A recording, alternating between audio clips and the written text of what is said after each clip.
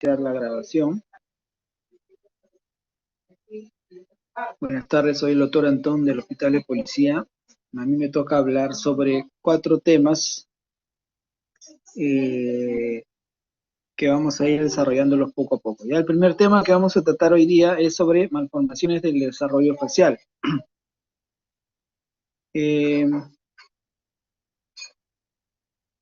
Como verán, en la imagen que tenemos, esta señorita, si le colocamos la máscara de Marquardt, podemos observar que la simetría en ella es casi perfecta, ¿no? Es casi perfecta. Vean cómo encaja prácticamente toda la máscara en su totalidad de forma perfecta. Esto nos da una idea que ya desde tiempos remotos muchos estudiadores sobre el tema, ¿no? Ya sean médicos o artistas, por ejemplo, como Da Vinci, se preguntaban y se preocupaban por la simetría facial y la simetría corporal. No solamente en un aspecto estético, sino también funcional.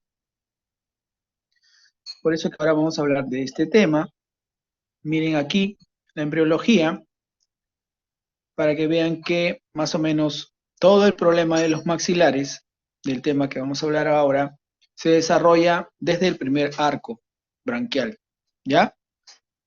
Este arco va a dar origen a los maxilares, más o menos hasta la quinta, séptima semana, es donde esto que ven aquí, que son los primordios frontonasal, se van a unir y van a formar lo que viene a ser la estructura del tercio medio y de los maxilares.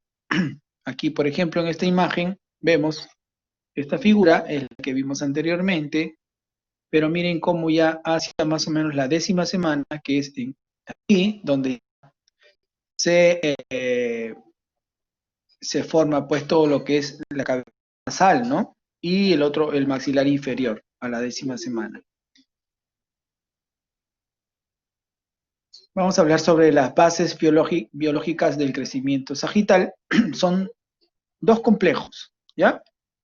Un complejo primero, el primer complejo, nasomaxilar, donde vamos a evidenciar que algunas estructuras van a interferir o van a intervenir al desarrollo de los maxilares. Si vemos aquí, de forma antero-posterior, el crecimiento del maxilar.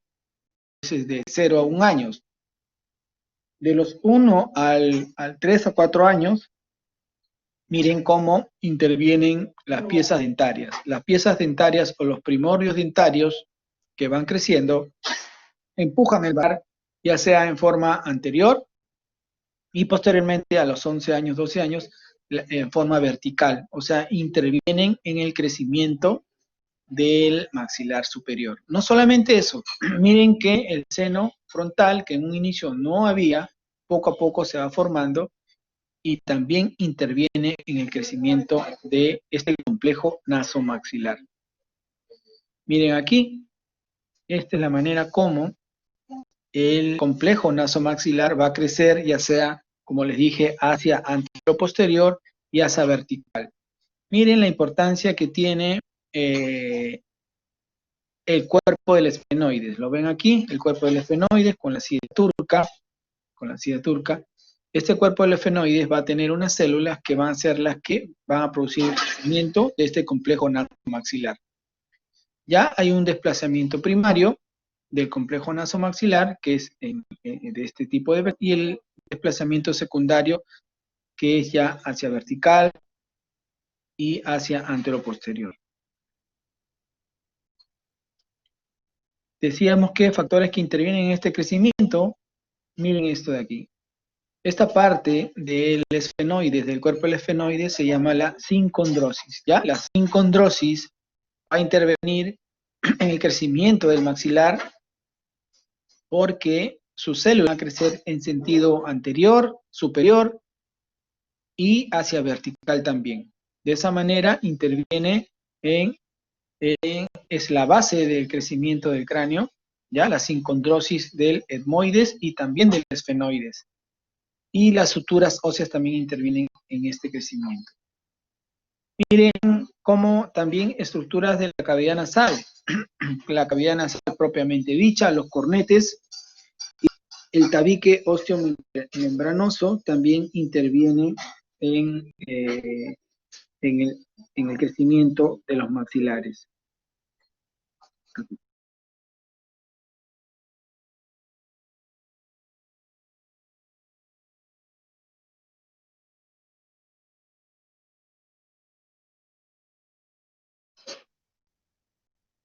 Entonces, decíamos que el tabique, miren cómo el tabique, su crecimiento anterior y su crecimiento vertical va a empujar lo que viene a ser el paladar para darle espacio.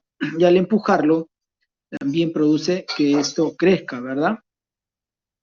Miren aquí, vemos, esta es una foto o unas imágenes en corte coronal. Esta estructura de aquí es la órbita, ¿verdad? La órbita también juega un papel importante en el crecimiento de los maxilares, porque el órgano al crecer, el órgano del ojo al crecer, produce un espacio, ocupa un espacio, va a remodelar todo lo que es el cono orbitario y de esa manera empuja el maxilar también hacia abajo y hacia adelante. Y miren, aquí están los primordios dentarios. Como les dije en un inicio, el primer año de vida no hay seno paranasal, más o menos. Después aquí, 3, 4 años ya se va formando, ¿no? Y cuando ya uno está más grande, ya tiene los dientes definitivos que ya salieron y que también intervienen en ese crecimiento, y el seno paranasal que también va a intervenir en ese crecimiento. Miren la cavidad nasal. La cavidad nasal está relacionada con el seno paranasal. Mientras haya un correcto fluido del aire en la respiración, va a hacer que todo eso se neumatice, ¿no? Se neumatiza el seno maxilar y va creciendo. Es por eso que es muy importante que un niño en esta etapa tenga una buena respiración. Si el niño tiene pólipos o es respirador bucal, también va a interferir en el desarrollo de sus maxilares, ¿ya? Y la órbita también como tal, como dije, va creciendo, remoldea el hueso y también interviene en el crecimiento. Ahora nos vamos a ir a, bueno, y el crecimiento es extensión y flexión, de esa manera, extensión y flexión, va a crear ese vector, ¿ya? Ese vector, extensión y flexión. Y ahora nos vamos a ir al complejo cráneo cérvico mandibular, o sea, al maxilar inferior. De igual manera, la sincondrosis del esfenoides ya sería la parte más inferior del cuerpo del esfenoides. Al realizar su crecimiento en manera vertical, va a empujar a la mandíbula y le va a dar ese crecimiento en forma de boomerang, ¿ya? Ricketts en el año 72, ¿no? Describió este punto, el XY, como el eje a partir del cual yo voy a identificar dos ejes, el eje condilar y el eje del cuerpo mandibular, para saber más o menos dónde estaría mi defecto para intervenir en el crecimiento en el crecimiento alterado del maxilar, ya sea que sea retrognata o prognata. Miren, ¿ve? Miren aquí al bebé, la importancia que tiene la lactancia materna exclusiva. Se han hecho estudios donde niños que no han experimentado la lactancia materna tienen mayor factor de riesgo para desarrollar alteración en el crecimiento de los maxilares que un niño que ha tenido su lactancia materna exclusiva. ¿Por qué? Porque miren aquí. El niño al lactar ocupa todo su espacio de la cavidad oral, amamantando, y hace que sus movimientos del paladar y de la lengua, a la lengua al empujar el paladar, remoldea también el hueso. Los globos oculares, al estar en movimiento constante, también remoldean el hueso. La cavidad nasal, como él está tomando está lactando, tiene que obligadamente respirar por la nariz. Obligadamente tiene que respirar por la nariz. No puede respirar y alimentarse a la vez por la boca, no. ¿Ya? Eso hace que se neumatice toda la cavidad nasal, ¿no? Y se produzca toda esa neumatización de los cornetes y también del seno paranasal, y así interviene, como le dije, de manera multifactorial en el crecimiento de los maxilares. Etiología entonces de cualquier alteración es multifactorial. Cualquiera de todos esos elementos que hemos dicho puede alterar el crecimiento de los maxilares. Ya puede ser de manera endógena o exógena. Y pueden causar muchos disturbios anátomo-funcionales de los maxilares, ¿ya? Las malformaciones craneofaciales representan aproximadamente 1/3 de todas las malformaciones congénitas. Y miren, aquí podemos ver asimetrías, sonrisa gingival, ¿no? Como lateralización de la mordida. Eso vamos a irlo viendo poco a poco. ¿Hay algunos agentes teratógenos? Sí, efectivamente hay algunos medicamentos que pueden producir, sobre todo si se dan en el primer trimestre, alteraciones en el desarrollo de los maxilares. Miren este de aquí, que es muy usado en el tratamiento del acné, el ácido retinoico. Mucho cuidado si es que la paciente se está tratando del acné con este ácido retinoico y sale embarazada. Tiene que suspender el tratamiento. Radiaciones y, bueno, infecciones maternas, ya saben, el TORCH, ¿no? Pueden producir también alteraciones en el desarrollo de los maxilares. Y también tenemos alteraciones genéticas hereditarias, ¿ya? Lo que vamos a tratar de conseguir en un desarrollo de los maxilares a un desarrollo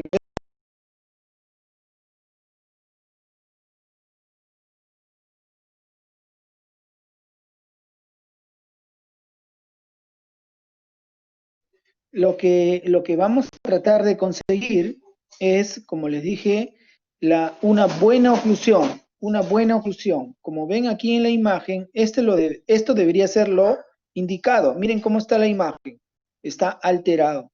La distancia que hay entre un diente y el otro debería ser estas medidas. El overbite me mide la profundidad de la mordida, ¿ya? Hacia vertical, debería ser 3-4 milímetros. Eso quiere decir que el diente superior debería tapar al diente inferior de 3 a 4 centímetros.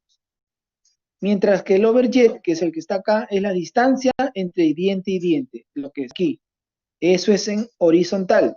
El overjet es en horizontal. ¿Y cuánto debería ser? De 2 a 4 milímetros, no más. Miren cuánto hay acá. Acá hay más de 1 centímetro. Entonces, y también hay más de 4 milímetros. Casi está tapando todo el diente, el overbite. Eso quiere decir que es una mordida profunda.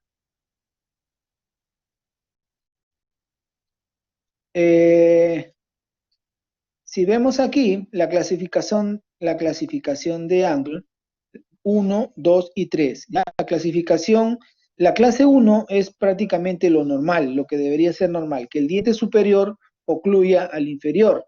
¿En cuánto porcentaje? Más o menos un 40%. Como dijimos, 3-4 milímetros, no más. Más de eso se considera una mordida profunda como la que vimos en la imagen anterior.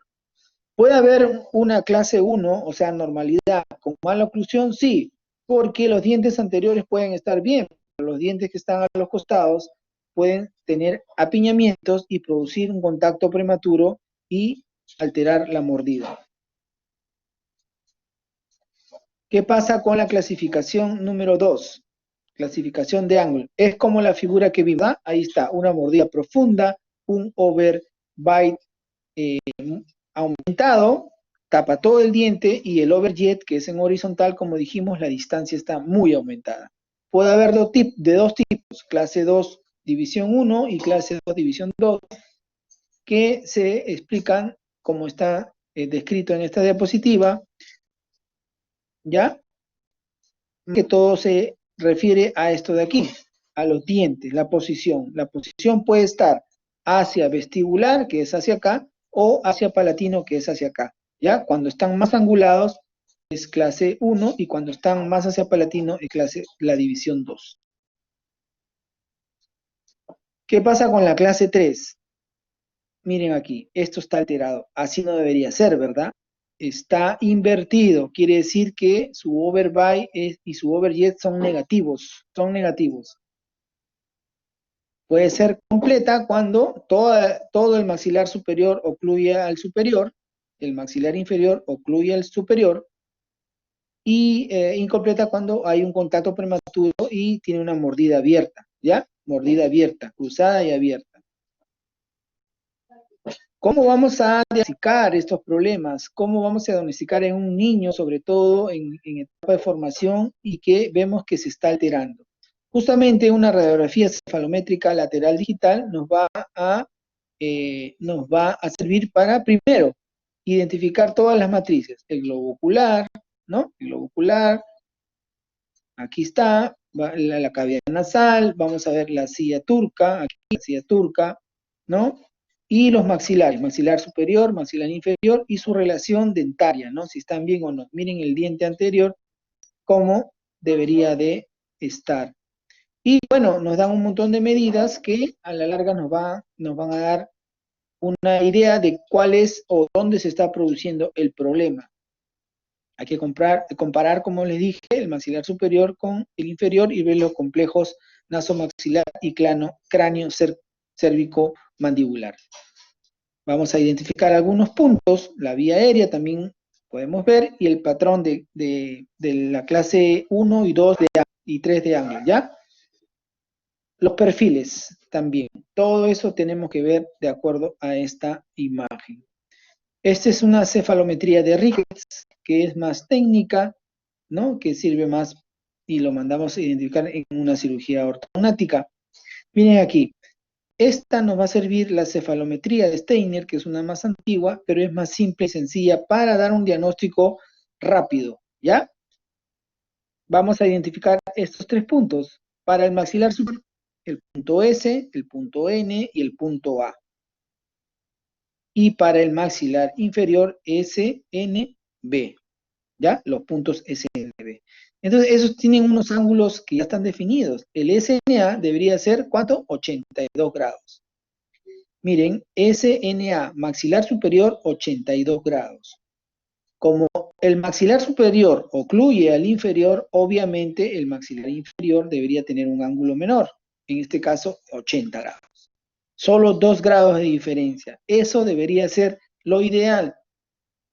Si vemos que el ESNB tiene más de 90, quiere decir que es un prognata. Si tiene menos de 80, quiere decir que es un retrognata, ¿verdad? Porque el ángulo va a estar por acá, más o menos. Si es prognata, el SNB va a estar por acá, más de 90 grados. Si es menos de 80 grados, va a ser retrognata. También hay que ver, siempre y cuando el maxilar superior, el SNA, tiene que medir necesariamente 82 grados. Si tiene un adelanto del maxilar hacia anterior, entonces está alterado el ángulo. Ya no va a ser 82 grados, sino puede ser 87, puede llegar hasta 90, por un exceso en el crecimiento del maxilar superior. O por lo contrario, el SNA tiene menos de 82 grados. Póngale que tenga 80 o que tenga 75. Quiere decir que su maxilar superior no se ha desarrollado bien por todas esas estructuras que hemos estado conversando, ¿no? El niño ha sido respirador bucal, no se ha neumatizado bien el seno paranasal, los dientes no han ayudado a crecer, múltiples factores que hacen que el maxilar superior no pueda crecer. Entonces, si el maxilar superior no crece, ¿ya? Si el maxilar superior no crece y tiene menos de 82 grados, es una hipoplasia de maxilar, ¿va? Y el maxilar inferior crece en su normalidad con sus ángulos de 80 grados, puede haber una alteración de la mordida porque el maxilar superior no ha crecido y puede haber un pseudoprognatismo, ¿no? Porque vamos a ver que el de abajo está más adelante que el tercio medio, pero no es porque este ha crecido mucho, sino es porque el tercio medio no ha crecido lo ideal. Y eso nos va a reflejar los ángulos.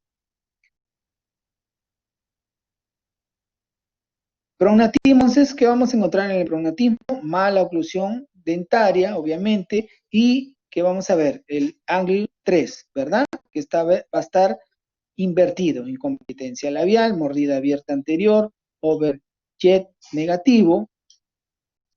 El ángulo, dijimos, el ángulo que es este y este, SNA va a estar normal, 82 grados. No hay problema en su maxilar superior. El problema está en el ángulo SNB, o sea, de aquí, aquí y acá. ¿Cuánto dijimos que debería ser? Menos que el ángulo SNA, ¿verdad? Debería ser 80 grados, pero si está en 90 o 95, quiere decir que el maxilar inferior ha crecido demasiado. Ese es un prognatismo, ¿ya? Eso es un prognatismo. Tratamiento, en este caso, es la cirugía de Overgese, una sagital con osteotomías del maxilar inferior, en ese sentido, para retroceder la mandíbula, retrocederla y llevar a la mordida adecuada como una clase 1.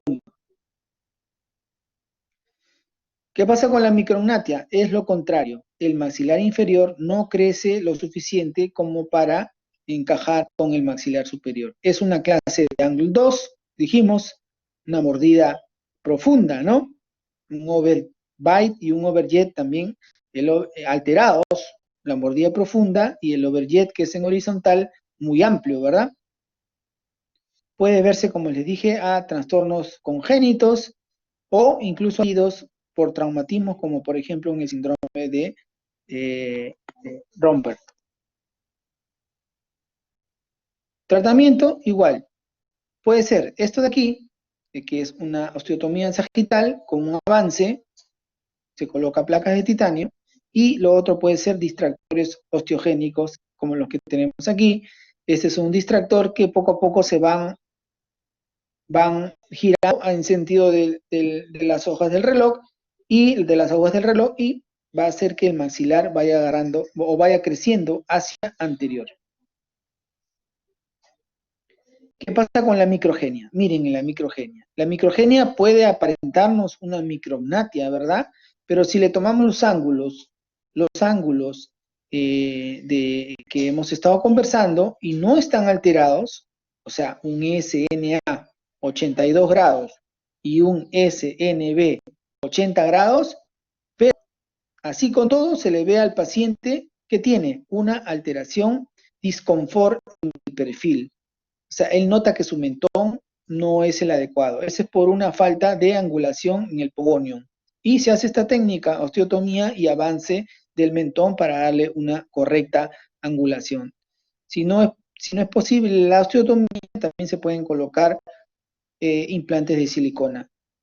Los implantes de silicona actualmente no se usan mucho porque de todas maneras produce un remodelamiento del hueso y altera al final, el problema lo hace peor, ¿verdad? Porque va a, como se dice, remodelar el hueso, como está empujándolo, lo retrocede más. Lo ideal entonces son las osteotomías de rotación del mentón. ¿Ah? Miren, aquí estoy en Texas, aquí nos invitaron a un curso con cadáveres, solamente con las cabezas de los cadáveres, una logística impresionante para ortognática, con todos los materiales y todo, ¿no? Muy buena experiencia esto. ¿Cuándo habrá eso aquí en Perú? Se están trabajando en Latinoamérica, sobre todo en Brasil, para hacer tipo de cursos, ¿no? De ortognática y con cadáveres. Bueno, eso era todo lo que iba a hablarles del trastorno de los maxilares, ¿ya? Entonces, Las preguntas las dejamos para el último, ¿verdad? Si tienen alguna pregunta, me avisan y lo hacemos, ¿ya? Entonces ahora vamos a hablar de...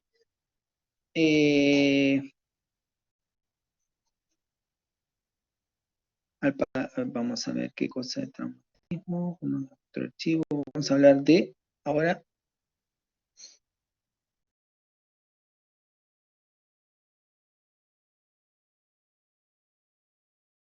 de tumores odontogénicos y cáncer de maxilar superior, ¿ya? Y terminamos con fracturas y tipos.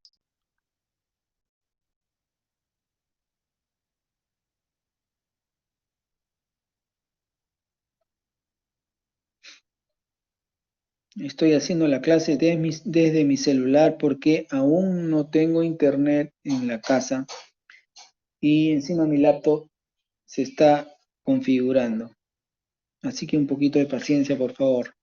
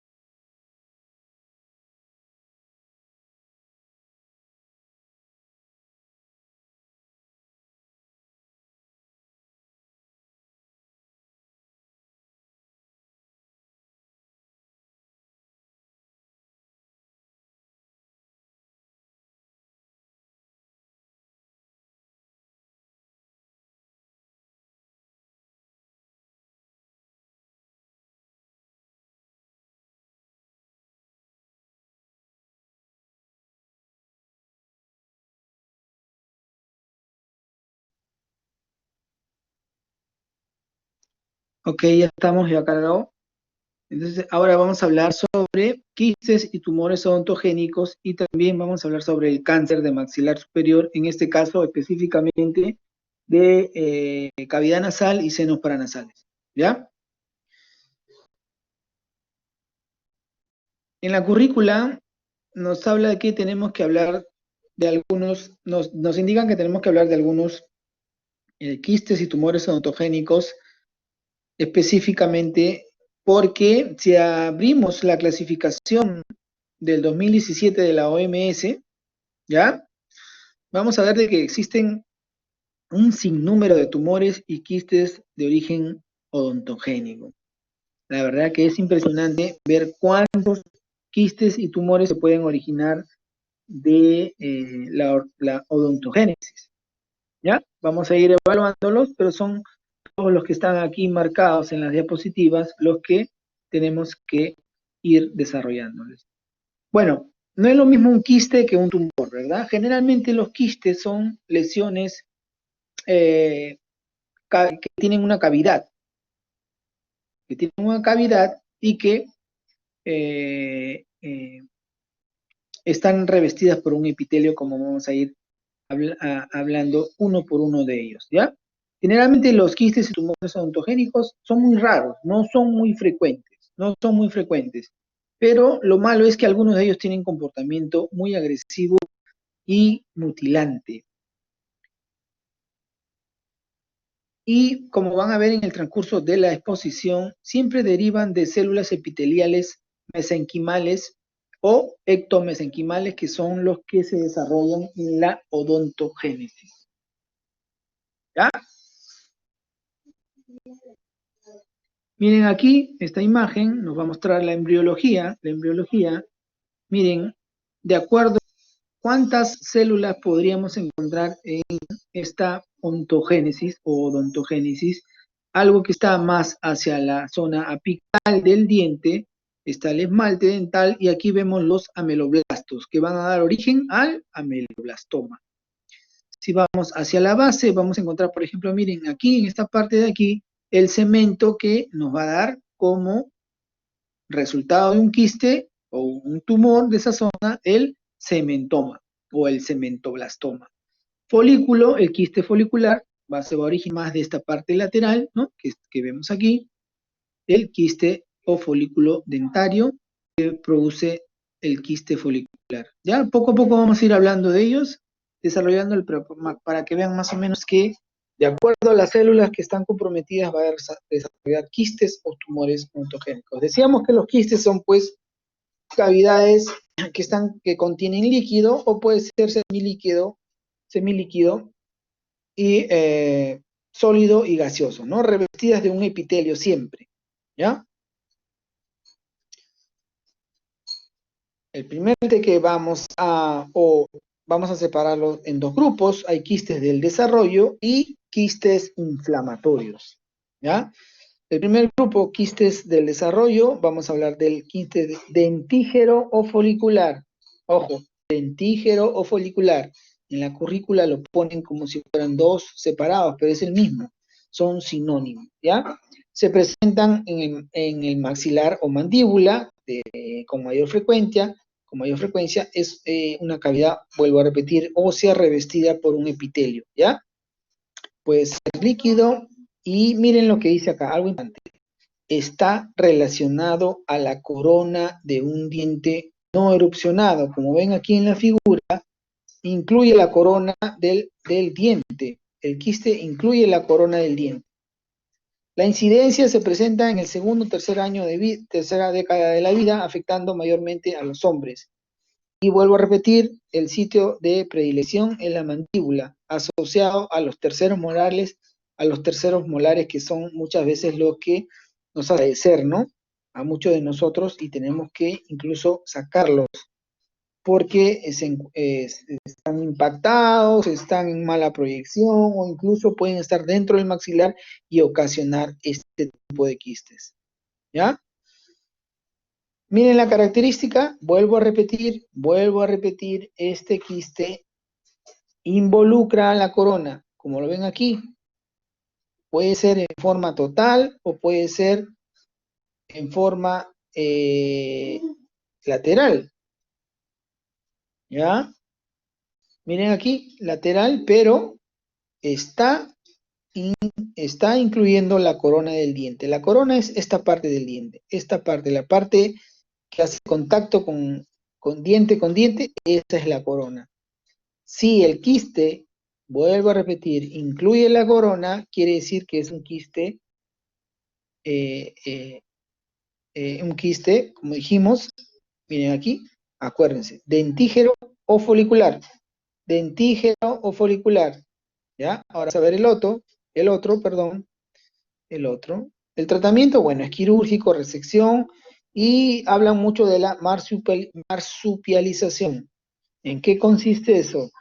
En probablemente sacar el epitelio del quiste, que es la parte más anterior, y si la parte posterior del quiste no se puede sacar, se hace un curetaje o incluso los bordes del quiste se pueden como poner puntos hacia el tejido normal, dejarlo abierto, eso se llama marsupialización. Vamos a otro quiste que es el queratoquiste odontogénico. Queratoquiste odontogénico o también llamado quiste primordial. Queratoquiste odontogénico o también llamado quiste primordial. Igual, se desarrolla mayormente en la tercera molar mandibular. Segunda y tercera década de la vida, generalmente en varones. Miren aquí está, parecido al anterior, ¿verdad? Pero en este caso no se va a incluir la corona dentro del quiste. No está incluida la corona. La diferencia entre uno y otro, ojo. Ahora vamos a los inflamatorios, que son los que se presentan con mayor frecuencia en nuestra sociedad. Como hablábamos anteriormente con sus compañeros, en nuestra sociedad, si uno va pues a las postas, a los hospitales de las periferias, van a ver que personas de 30 años ya no tienen varias piezas dentarias o las tienen en total mal estado. Estos quistes inflamatorios pueden dar origen, perdón, estos procesos inflamatorios pueden dar origen a estos quistes, ¿ya? Quiste radicular, apical, lateral, residual. Miren cómo producen quistes, alteraciones. Es el más frecuente, 60%, y miren lo que dice acá. Miren lo que dicen acá. Posibilidad de malignización hacia cáncer epidermoide. Constantes procesos inflamatorios crónicos pueden llevar a un cáncer, como lo vamos a ver más adelante. Ahora vamos a ver sobre los tumores. Los tumores son estructuras más sólidas, ¿ya? Los quistes son contenido líquido y estos son sólidos. Un grupo heterogéneo de lesiones debido a proliferación de células, ¿no? Como dijimos, en la ontogénesis se producen trastornos. El fibroma. El fibroma ontógeno es una neoplasia benigna que se puede dar y que está derivado del ectomesénquima. Y miren lo que va a pasar, cómo se va a producir en la clínica. Perdón, miren, aquí. ¿Ven? Es una tumoración sólida, sólida, única, ¿no? Vecina o al costado de un diente y que compromete una mucosa inflamada, ¿verdad? Es una mucosa inflamada. Frecuente entre la segunda y octava década de la vida, predilección por el sexo femenino, asociado a factores predisponentes como trauma y hábitos irritantes de los dientes, ¿ya? Cuando hablamos del cementoma, ¿se acuerdan de la osteogénesis que vimos en un inicio? Dijimos que más hacia la base del diente, hacia su raíz, es donde se va a producir este tipo de alteraciones, ¿ya? Por ejemplo aquí, miren, acá está, como decíamos, ¿ven? Si ven una imagen así, que viene desde la raíz, dijimos que a ese nivel se producía el cemento, los cementos y obviamente de ahí se va a originar el cementoblastoma, ¿ya? Son lesiones únicas, bien delimitadas, miren que tiene un halo, ¿no? Un área radiopaca que envuelve a todo el ligamento periodontal, ¿ya? Tratamiento, resección de pieza, más curetaje. No hay que dar tanto margen quirúrgico porque no es algo que pueda ser tan agresivo como otros. El odontoma, esto lo estudió Reghesi en el año 2004, tumores odontogénicos de tipo mixto, ya que se componen de tejido de origen epitelial y mesenquimatoso. Es el tumor odontogénico más frecuente, el tumor, no el quiste, sino el tumor odontogénico más frecuente, representa entre el 51 al 67%, el odontoma, ¿ya? De los tumores odontogénicos. Puede ser compuesto y puede ser complejo. Si vamos a sus estructuras, esto ya sería un diagnóstico de anatomía patológica. Si vamos a su estructura anatomopatológica, el compuesto vendría a ser que todavía conserva su arquitectura del origen celular, ¿verdad? Mientras que el complejo es porque ya está alterado toda la arquitectura de ese tejido como si fuera en un inicio. Resección más, no necesita unos márgenes muy grandes. Vamos a hablar de este de aquí, el ameloblastoma. El ameloblastoma realmente es un tema aparte y es todo un tema, debería ser un tema aparte de estudio, ¿no? Pero bueno, vamos a tratar de resumirlo de esta manera. El ameloblastoma es un tumor benigno, ¿ya? Primero, punto número 1, tumor benigno. Pero este tumor benigno tiene una característica importante que es, por más que sea un tumor benigno, es muy agresivo. Es muy agresivo en el sentido de que destruye todo, ¿ya? Y mutila. Si bien es cierto, es considerado una neoplasia benigna, es localmente muy agresiva. Y no solamente eso, sino que muchas veces se saca, lo resecan y vuelve a crecer, o sea, también recidiva. Se comporta como si fuera un tumor maligno, ¿verdad?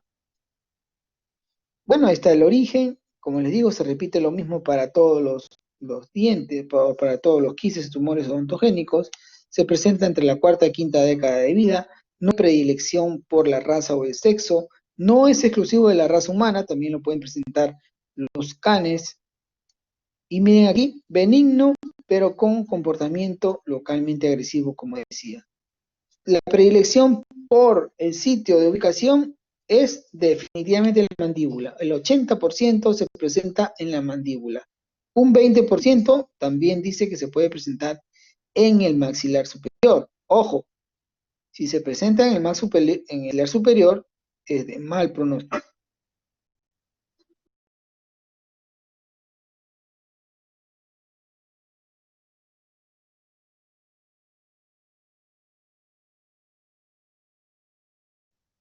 Ok, decíamos que si se presenta en el maxilar superior, es de mal pronóstico, ¿ya?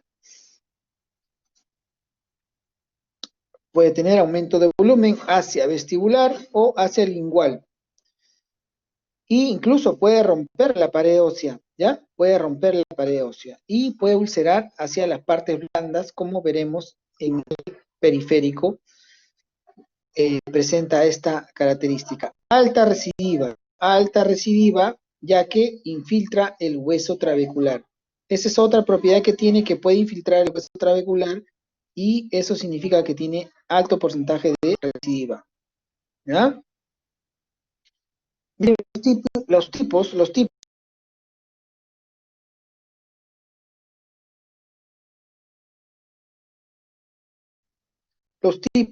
tenemos la variante uniquístico, como lo ven en esta imagen, es un quiste amplio. ¿Y por qué no puede ser el dentígero o el folicular? ¿Por qué? Porque, miren, involucra varias piezas dentarias, a diferencia del otro que es una sola, ¿no? Uniquístico puede ser intraluminal, luminal, mural o intramural. Cuando es sólido y multiquístico, lo ven en la imagen parecida a esta. Extraóseo periférico lo van a ver así, como les dije, puede invadir incluso las partes blandas. Y demoplástico, que es el, como se dice, de repente el más agresivo y el que más recidiva, lo ve con estas características, demoplástico. Tratamiento, cuando es sólido, multiquístico y monoquístico, intramural, radicales, ¿ya? Hay que hacer resección 1 o 2 centímetros de hueso sano. Aquí sí hay que tomar nuestros márgenes o nuestras precauciones dándole unos márgenes, ¿ya? Cuando es periférico o extraóseo, es una excisión local, incluye pequeña excisión de tejido normal. En el borde inferior debe incluir algo de periósteo, con el fin de asegurar que no penetre al hueso. Pero ¿qué pasa con el dermoplástico? Como decíamos, este va a infiltrar el hueso trabecular. ¿Y qué significa eso? Que tenemos que tomar un margen más amplio, hasta 2 centímetros. Miren, un tumor benigno que le tenemos que dar un margen de 2 centímetros, porque así de agresivo y de recidivante es. El 95% de la recurrencia se ve en los primeros 5 años. Miren, el 95% se da en los primeros años. En los primeros años. Entonces hay que darle un seguimiento como si fuera un tumor maligno. El primer año, segundo año, tercer año, hasta el quinto año, donde se supone que ya no debería de crecer. Entonces, eso fue lo que tenía que hablarles sobre tumores y quistes odontogénicos. Ahora vamos a hablar, si es que esto ya se complica y produce una neoplasia, uno de los factores podrían ser las piezas dentarias. Pero a nivel del maxilar, tenemos más estructuras que pueden producir alteraciones celulares y bucales.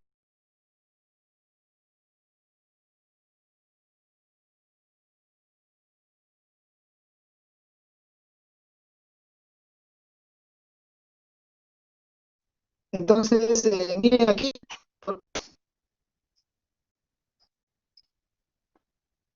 neoplasias epiteliales, ya vamos a encontrar la cosa snyderiana, que dan para los papilomas invertidos a nivel de la cavidad nasal, y nos van a dar como resultado Doctor, disculpe, carcinoma se le escucha epidermoide, también entrecortado. llamado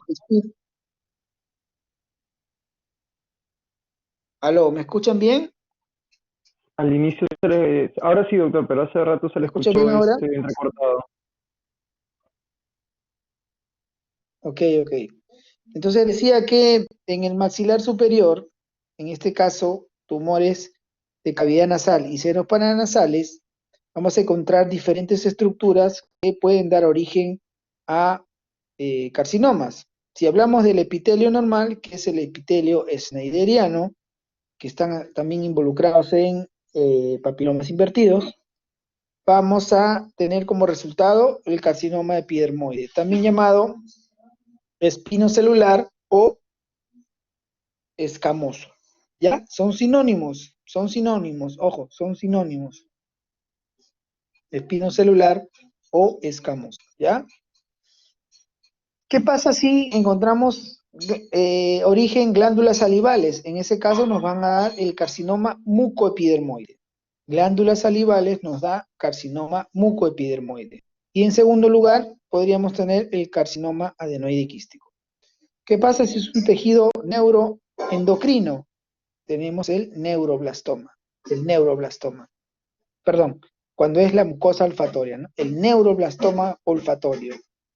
Y si vemos neoplasias de origen mesenquimatosas, ya pues tenemos el hueso, cartílago y músculo que nos va a dar resultados sarcomas. ¿Ya? Entonces miren todas las estructuras que pueden intervenir, que pueden intervenir y darnos como origen un cáncer del maxilar.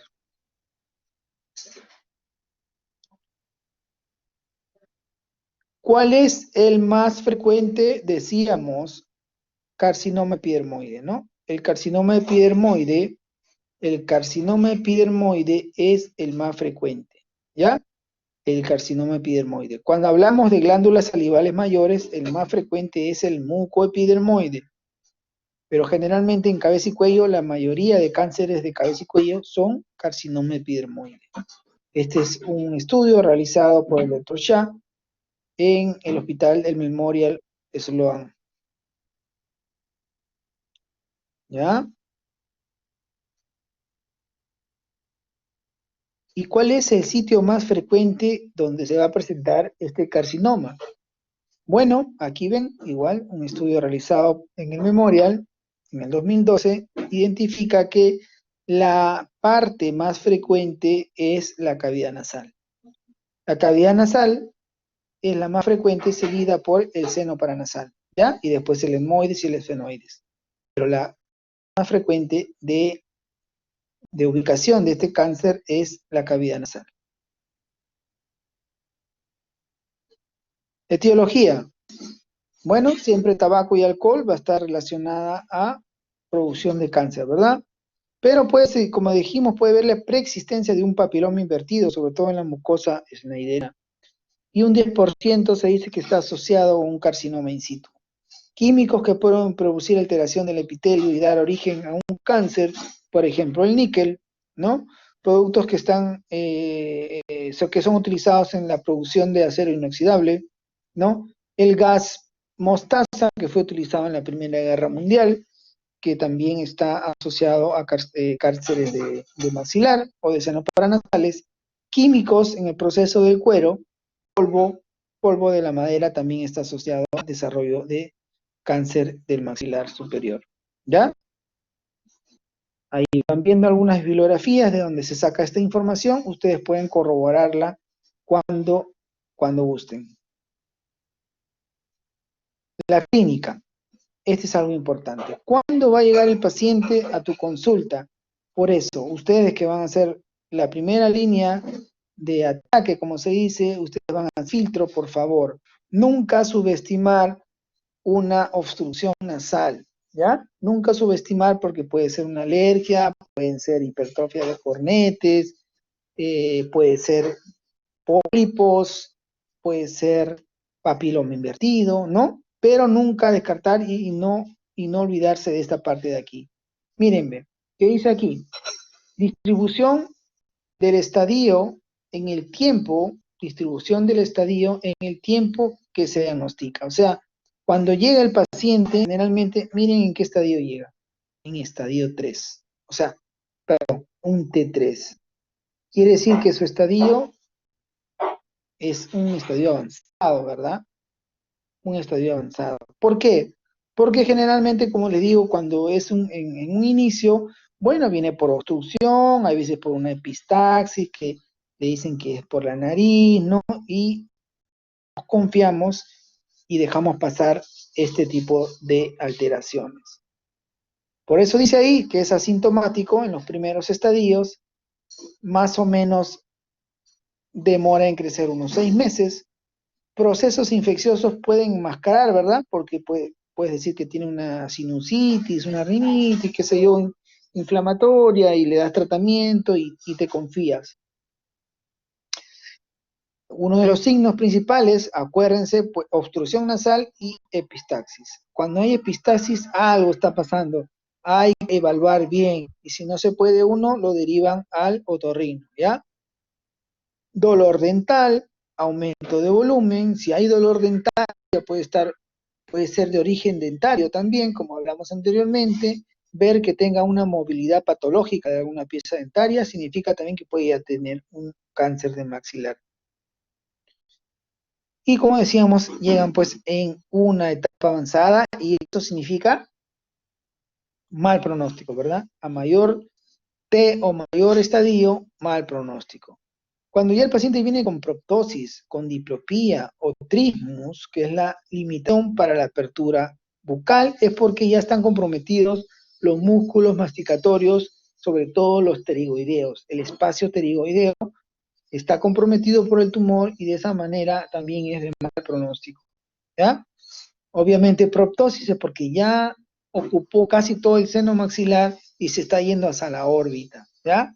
Anosmia, cacosmia por alteración de los nervios a nivel del olfato. Hipoacusia, miren, hipoacusia. Otitis media serosa. ¿Por qué? Al ocupar muchas estructuras, sobre todo la cavidad de la nasofaringe, va a obstruir la trompa de Eustaquio y a la vez la trompa de Eustaquio, al ser obstruida, va a producir inflamaciones e infecciones frecuentes a nivel del oído, ¿no? Del oído medio.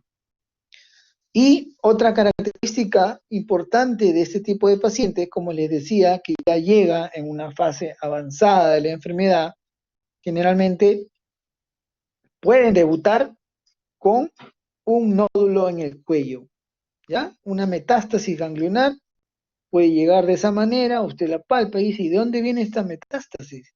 Tienes que buscar en la cavidad nasal. Tienes que buscar en la cavidad nasal o en el seno paranasal porque puede ser el origen de este tumor, ¿ya?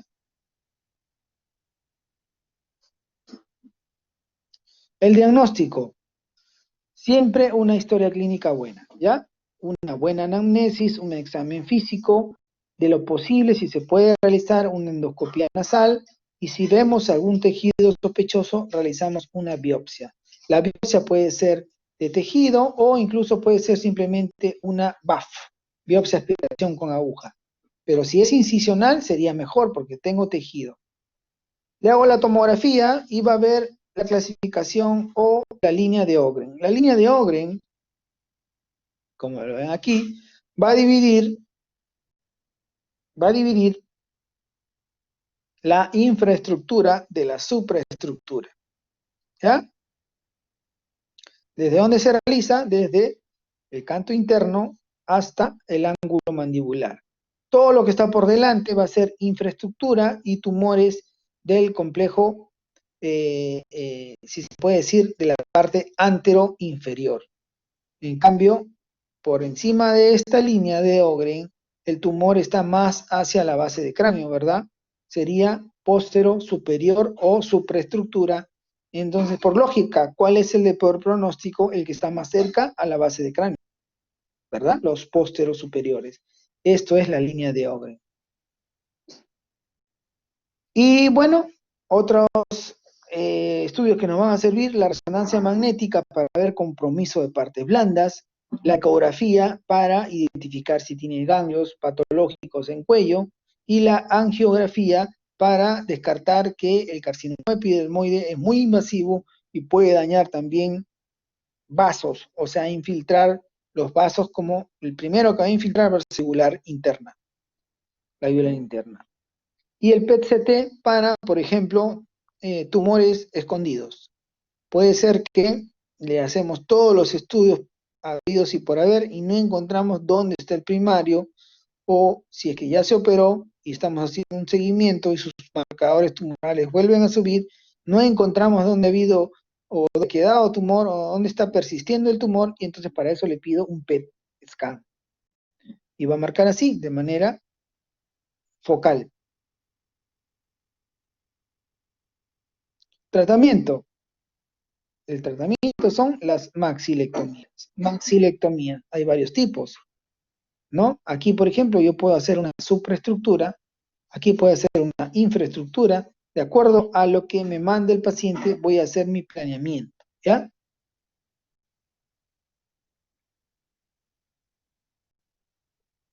¿Cómo se realiza entonces una incisión de Weber-Ferguson? Incisión de Weber-Ferguson. Como ven aquí, subciliar a través de la nariz lateral y me voy hacia el labio y abro de esta manera maxilar exponiendo toda la estructura que voy a realizar la resección. Por ejemplo, aquí voy a realizar una resección de la infraestructura tratando de abarcar todo lo que es la lesión, y si tengo piezas dentarias que remover, las tengo que remover porque están comprometidas. Al yo sacar esto de aquí, al sacar esto de aquí voy a dejar un defecto muy amplio, ¿verdad? Voy a dejar, como se dice, un hueco ahí, que va a comunicar la boca con el seno paranasal o con la cavidad nasal. En ese sentido, el paciente va a tener una insuficiencia latina porque a la hora que coma, se va a regresar la comida por la nariz. Por eso es que voy a usar esto de aquí, que se llama el obturador. El obturador, primero se hace uno provisional y después uno definitivo como el que vemos aquí, ¿no? Aquí este señor ya está operado, miren, está con su incisión, que no se nota mucho, y acá está el obturador. El obturador, entonces, tiene dos propósitos. Uno, mejora la deglución y mejora la fonación. Mejora la deglución y mejora la fonación. Para eso me sirve mi obturador. Así como hay un obturador, ¿ya? ¿Qué pasa si, por ejemplo, mi defecto es más amplio? Si yo hago una maxilectomía total, incluso puedo incluir en la resección un lado de la órbita que está comprometida por el tumor. Si está comprometida por el tumor, entonces el defecto va a ser más amplio. Necesito un tejido más amplio. Ya el obturador no me va a cubrir todo. En ese caso yo puedo hacer colgajos libres pediculados. Quiere decir que puedo sacar un tejido de, por ejemplo, un thigh flap del muslo externo, saco un tejido muscular con aponeurosis y con grasa y piel, y con una arteria y varias venas, y lo llevo al cuello, lo anastomoso con microcirugía y cubro toda esa zona que tengo el defecto. Le doy volumen y cubro el hueco que he dejado, ¿verdad? Todo eso con la posibilidad más hacia futuro de que el paciente reciba también radioterapia y quimioterapia. Y por último, si no funciona, ir a los biológicos que actualmente se están utilizando y que algunos están en etapa de estudio, ya están en etapa de estudio, una fase 3 del estudio, que ya se están aplicando a muchos pacientes para si es que están funcionando los biológicos, y es el nuevo tratamiento que se da para los cánceres, ¿ya? ¿Cuál es el pronóstico? Dijimos que la clínica generalmente vienen en estadios avanzados. Entonces el pronóstico va a estar reflejado de acuerdo a cómo el paciente presente, pues, se presente en la práctica, ¿no? Si viene mayor estadio, a mayor avance de la enfermedad, peor va a ser el pronóstico, ¿verdad?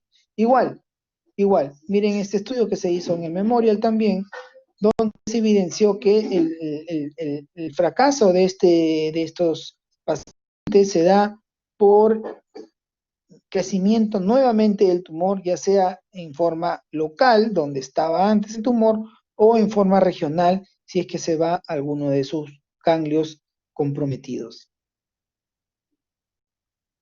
Factores pronósticos entonces. ¿Cuáles son los factores pronósticos? Dijimos que la línea de Ogren nos va a decir que los tumores que están más hacia la base del cráneo, los pósteros superiores o la supraestructura, son de peor pronóstico que los de la infraestructura o anteroinferiores.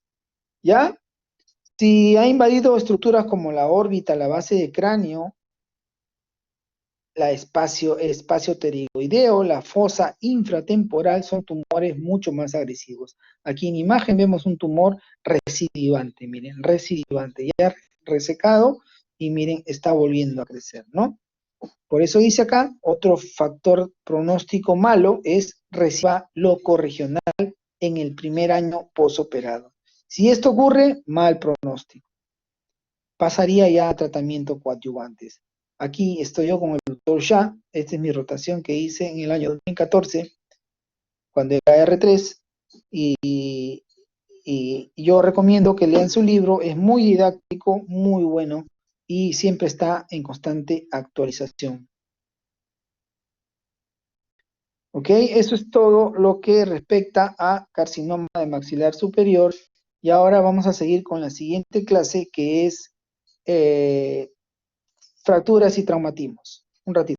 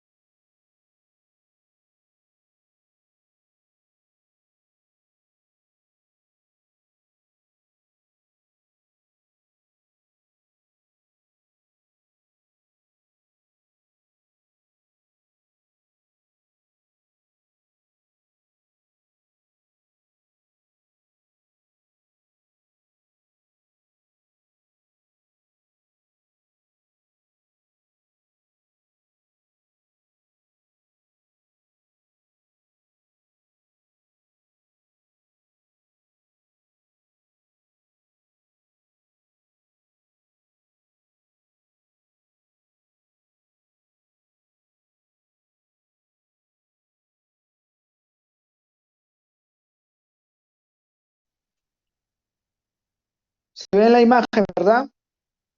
Ahora vamos a hablar sobre traumatismos y fracturas. Se ve la imagen, ¿verdad? Sí se ve. Doctor, sí se ve. Sí se ve, doctor, Ok. se ve. ¿Cuántos son ustedes en la clase A? Estamos completos ahorita, doctor. Ok. 12 nomás son. 11, doctor. Lo que pasa es que la otra mitad está rotando ahorita por cirugía pediátrica. Ok. Entonces continuamos ya para terminar.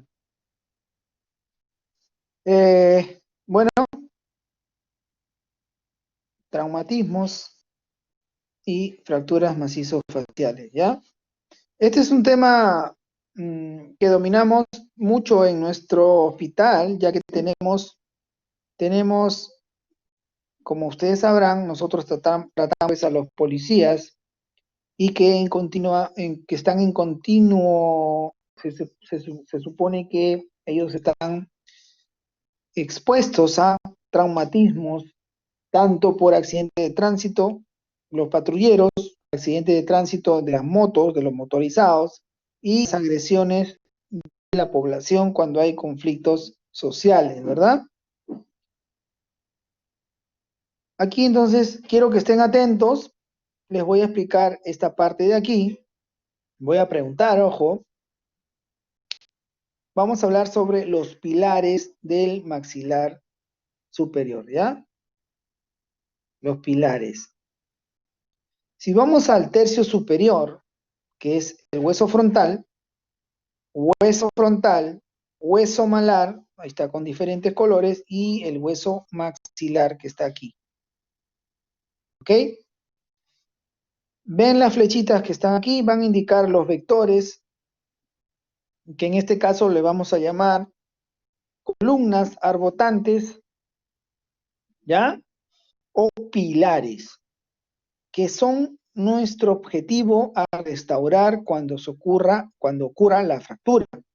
Entonces, si hay una fractura que compromete el hueso frontal con la unión con el malar, este pilar, ¿cómo se va a llamar? Frontomalar, ¿verdad? Aquí, en esta flecha de aquí, va a ser frontomaxilar. En esta flecha de aquí va a ser nasomaxilar. Y en este vector va a ser maxilomalar. Malar y maxilar, maxilomalar. Generalmente son bilaterales. Estamos hablando de los pilares o arbotantes verticales. Si nos vamos al maxilar inferior, el único pilar vertical es la rama ascendente del maxilar inferior. ¿Ya? ¿Qué pasa si vamos a los arbotantes o pilares horizontales? Aquí están.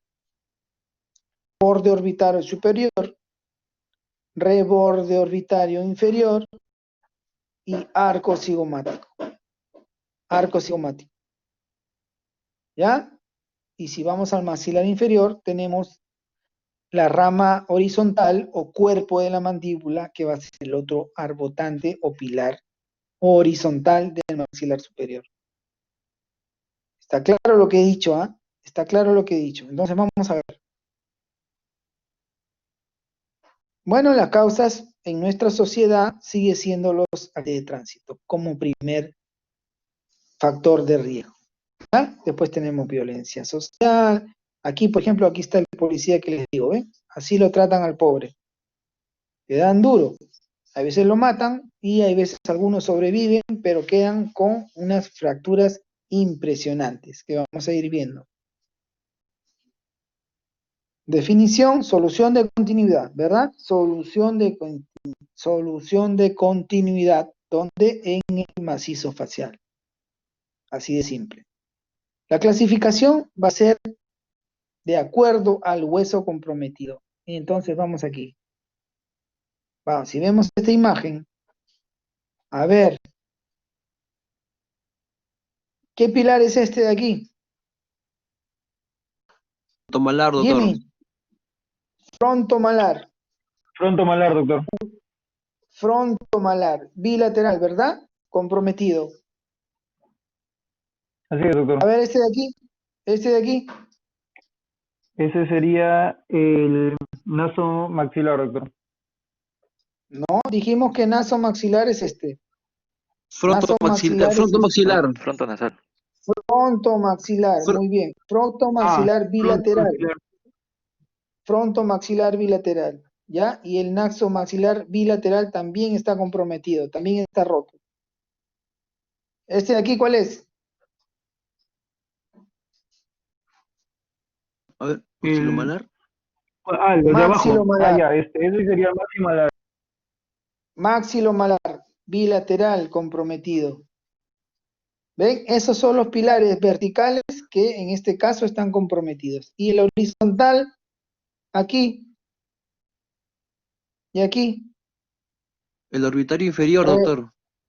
Reborde Infraorbitario. infraorbitario, Carmen, infraorbitario es el nervio.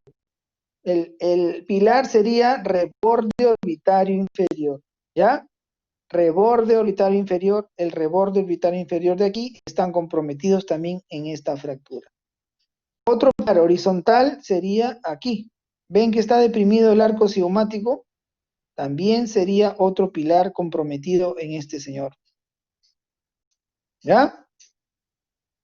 ¿Ven cómo ya van entendiendo sobre lo de los pilares? Este es el señor de la tomografía que vimos anteriormente. Entonces, una pregunta para ustedes. Este señor, A ver, Carmen, ¿este señor tiene una fractura abierta o cerrada? Es la tomografía de la anterior que vimos, es este señor su cara. Miren cómo está su ojo, descendido. ¿Tú qué crees, Carmen, que es una fractura cerrada, abierta?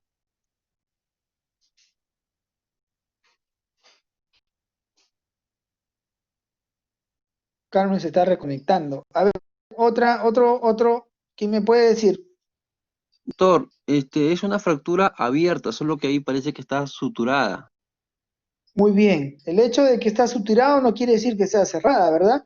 Ya lo han suturado, ya le han dado los primeros auxilios, pero esta fractura ha sido expuesta.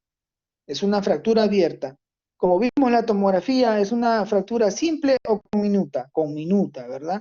Es una fractura desplazada, sí, muy desplazada porque tiene comprometido varios pilares y obviamente es inestable, inestable. ¿Ya? Aquí es donde me voy a detener para explicarles algo de las fracturas. Al ser inestable, al ser inestable, al ser inestable, la fractura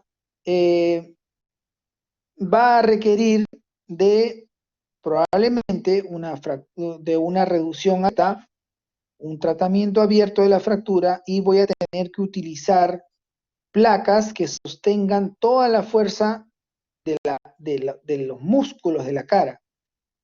Entonces ahí vamos a hablar de fracturas, si se puede decir, en alguna literatura lo van a encontrar así, fracturas favorables o desfavorables. Andrea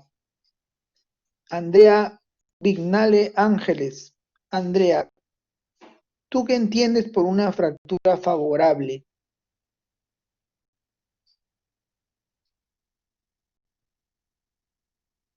¿Andrea está ahí? Sí, doctor. ¿Qué, Que qué podría se ser una puede, fractura? que la fractura se va a reducir con una tracción. La favorable, ¿ah? La favorable. A ver, ¿qué opina tu otra compañera que es tu tocaya, Andrea Milagros? Una fractura favorable. ¿Por qué podríamos decir una fractura favorable?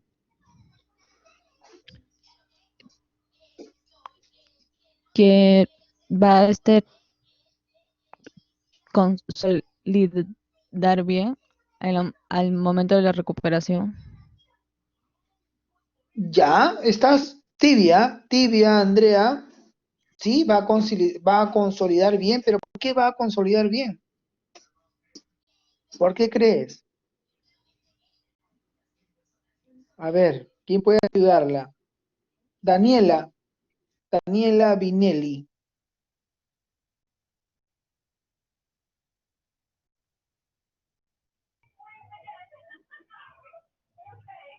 Daniela, ¿por qué crees que una fractura puede ser favorable? Ya dijo, ya dijo Andrea Milagros que puede consolidar bien. Sí, puede consolidar Ah, bien, pero ¿por qué? puede ser porque mm, va a ser fácil, o sea, va a ser más sencillo ponerle de repente placas o algo para que los huesos puedan consolidar o ¿Y por que qué la tú crees fractura que puede ser sencillo? ¿Por qué tú crees que puede ser sencillo? porque de repente la Algo tiene... distancia que hay entre los huesos no es mucha o de repente el tipo de fractura permite que los huesos consoliden rápidamente. Ya, tibio también, tibio. A ver, ¿qué dice Jimmy? Ah,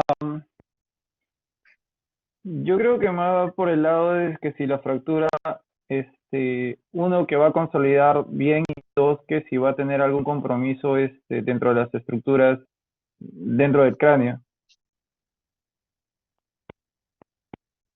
A ver, Freddy. Freddy quiere ayudarte, Jimmy. A ver, Freddy. Doctor, es una fractura estable porque, bueno, debería tener ciertas características como ser cerrada, simple, no estar desplazada, doctor. Así es, Freddy. Freddy, ya te han soplado, creo, del otro grupo, ¿no? No, eso lo llevamos en traumatología, doctor. Así es igual que traumatología. Entonces, ¿qué pasa? Acuérdense que en el macizo facial tenemos muchos músculos potentes, como por ejemplo el macetero, como por ejemplo los pterigoideos que van a intervenir en la mastión. Ustedes saben que la masticación tiene una fuerza increíble, ¿no? Los humanos tenemos una mordida increíble. Podemos arranchar toda una parte estructural del cuerpo simplemente con una mordida, porque nuestra potencia de mordida es muy fuerte, debido a que los músculos obviamente son muy fuertes. ¿Qué pasa entonces si una fractura se mantiene alineada justamente porque está, como se dice, en dirección conjunta con los músculos? O sea, en otras palabras, el músculo ayuda a que esta fractura no se desplace. Por el contrario, en la tomografía o en la radiografía que yo tenga, voy a encontrar un trazo lineal, ¿no? Perdón, no por el contrario. Quiere decir que en esa tomografía o en la radiografía yo voy a encontrar un trazo lineal único, no desplazado, y que justamente los músculos están ayudando a que no se desplace. Esa es una fractura favorable. En ese sentido, yo voy a necesitar de placas de titanio de carga compartida porque van a compartir la fuerza muscular. No necesito placas muy gruesas que tengan mucha fuerza porque, como le vuelvo a repetir, el músculo va a ayudar a consolidar. Tanto es así que muchas veces, incluso, si el paciente tiene una contraindicación para ser operado, ¿no? Debido al trauma, póngale que tenga una inestabilidad debido a su gravedad del trauma, que puede ser también craneal, ¿no? O que tenga otra imposibilidad, como por ejemplo en estos momentos de que tenemos la pandemia y no se pueden operar mucho los pacientes porque se complican con el COVID. Si este paciente tiene una fractura favorable, como la que, por ejemplo, he reducido el día antes de ayer, una fractura mandibular favorable, un solo trazo, no muy desplazado. Lo único que hice, le hice una fijación intermaxilar, reduje la fractura y mediante ligas de ortodoncia, perdón, llegas a reducir la fractura y los músculos te van a ayudar a que no se mueva. Más los arcos que le pones ya no se mueven. Es una fijación, es un tratamiento conservador sin cirugía. Por eso es una fractura favorable. Pero ¿qué pasa si es una fractura desfavorable? Quiere decir que está se puede decir que no van junto con la fuerza muscular, ¿no? En sentido contrario. O sea, los músculos, esos músculos de los cuales estábamos hablando, que son muy fuertes, jalan el hueso hacia algún lado y desplazan la fractura totalmente, como vimos en la tomografía anterior. Eso quiere decir que este paciente necesitará placas de carga sostenida, porque va a sostener toda la fuerza de la fractura, ¿verdad? Para que no se desplace. Y bueno, eso es lo que quería decirles sobre el tratamiento de este tipo, por ejemplo, este paciente, ¿no? Este señor que vimos que tiene alterado casi todos los pilares de los cuales habíamos conversado, ¿verdad? Necesita placas de carga sostenida porque es una fractura inestable. Bueno, seguimos. Según la localización, podemos dividirlo en tercio medio, superior e inferior. No olvidarse que en el tercio superior tenemos, ¿qué cosa? El seno frontal. Miren, ve. Aquí está el seno frontal. Acordarse que el seno frontal tiene una lámina externa y una lámina interna que está en contacto ¿con qué? Con el cerebro. Mucho cuidado con ese seno frontal que puede estar comprometiendo también la masa encefálica, y al tratar de reducir puedo puedo dañar la dura madre y producir una fístula y con fluido de líquido cefalorraquídeo, ¿verdad? Aquí está, miren, este es el seno frontal, está colapsado, se va a ver así, pero si lo vemos en un corte axial, podemos ver que también se comete la cortical interna, ¿no? O la lámina interna que está en contacto con el cerebro. Mucho cuidado con ese tipo de fracturas. ¿Ya? De igual manera, si vemos el hueso frontal, puede tener compromiso en aquí, como este paciente que tiene el techo de la órbita, el reborde orbitario superior alterado, que pertenece al hueso frontal, ¿verdad? Entonces, si reducimos simplemente, aquí parecía que tuviera una tosis, tiene una tosis realmente, pero no es producto de que está alterado el nervio, que está alterado el tejido blando, sino que es que todo el reborde orbitario está descendido. Si lo llevas a su sitio, vuelve a su normalidad. ¿Ya? La fractura nasal, bueno, una de las más frecuentes, porque muchos de las personas, pues, ¿quién no se golpea la nariz, no? Por un codazo, sobre todo si haces deportes, si te tiraron la pelota, si tu hermano te tiró algún objeto, ¿no? Si jugando te golpeas, o sea, es una de las fracturas más frecuentes que existe y sobre todo que se enmascara rápidamente porque rápidamente se hincha las partes blandas, se inflaman.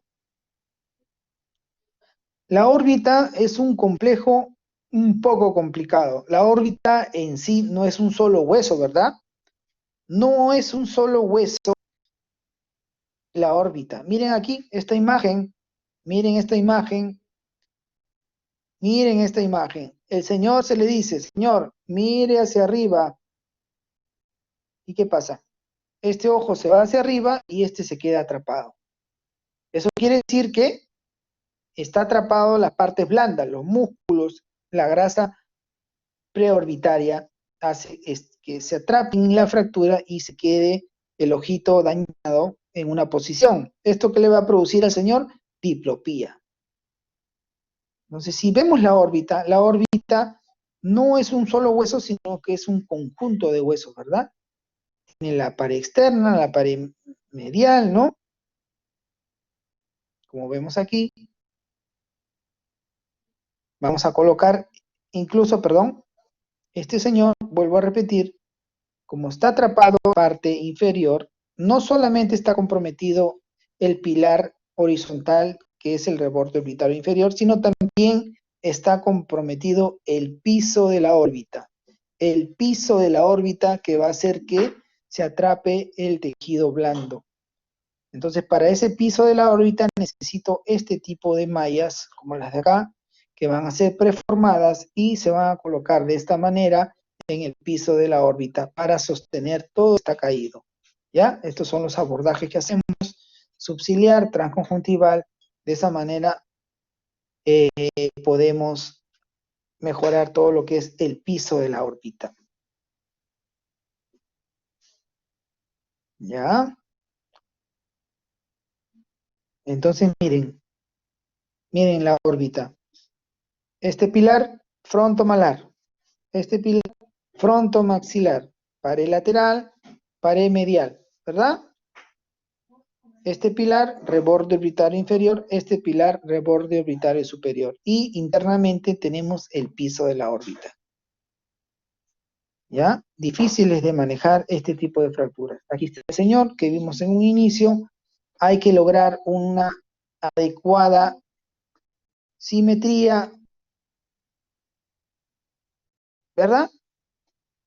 Tratamos de conseguir esa simetría, la altura ocular, tratamos de que sea lo máximo posible para que el señor no tenga ese problema, no solo de asimetría estética, sino también funcional.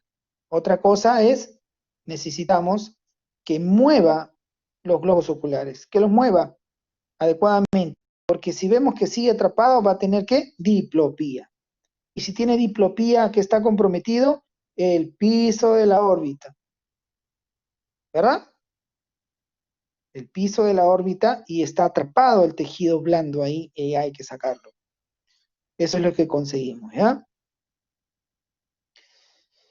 Fracturas del complejo naso-órbito-hemoidal. En ese sentido, vemos de que no solamente está comprometido la órbita, sino también los huesos propios de la nariz están como aplastados. ¿Han visto esos pacientes o a esas personas que practican deportes de contacto como box, como Muay Thai, como todos los que ven en esos de la UFC, por ejemplo? Tienen generalmente, aparte que tienen destrozado todo el pabellón auricular, ¿no? Porque de tanto golpe que reciben, miren esta parte de la nariz, está como en silla de montar. Entonces, ¿qué tienen? Un aplanamiento del puente nasal y una disminución en la proyección de la pirámide nasal. Y otra cosa que es característico de este tipo de fracturas es el telecanto traumático. Quiere decir que la distancia entre este punto del canto interno con el otro punto del otro ojo va a estar afectado. Telecanto traumático, ¿ya? ¿Y por qué se produce eso? Por desinserción del canto medial del párpado. Abordajes hay que hacerlos múltiples, abordajes para tratar ese tipo de fracturas. Son de los pilares frontonasal, reborde orbitario inferior y nasomaxilar, ¿verdad? Los abordajes pueden ser múltiples, subciliar, puede ser a través del vestíbulo para colocar las placas de titanio. Fracturas del arco cigomático. Aquí está, miren. Otro pilar horizontal, ¿verdad? Otro pilar horizontal. Aquí está, ¿lo ven ahí? Debería ser así, pero está así. Entonces, ¿qué pasa? Este paciente, ¿cuál va a ser el signo clínico más importante?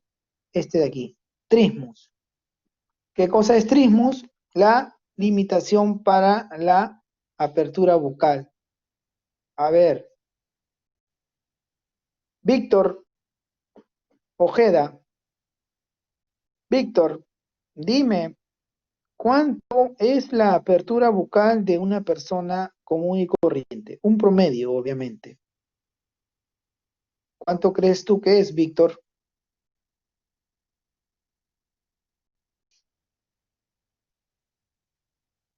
¿Víctor está por ahí?